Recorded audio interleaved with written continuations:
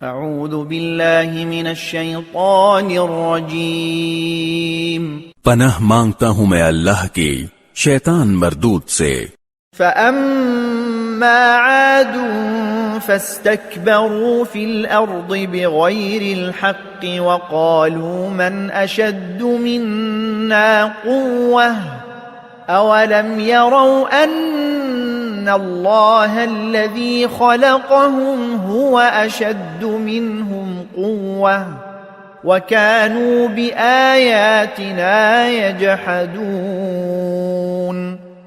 اب جو عاد والے تھے وہ ناحق ملک میں تکبر کرنے لگے اور کہنے لگے کہ ہم سے بڑھ کر قوت میں کون ہے؟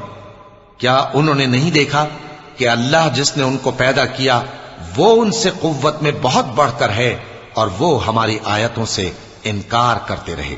فَأَرْسَلْنَا عَلَيْهِمْ رِيحًا صَرْصَرًا فِي أَيَّامٍ نَحِسَاتٍ لِنُذِيقَهُمْ عَذَابَ الْخِزْيِ فِي الْحَيَاةِ الدُّنْيَا وَلَعَذَابُ الْآخِرَةِ أَخْزَى وَهُمْ لَا يُنصَرُونَ۔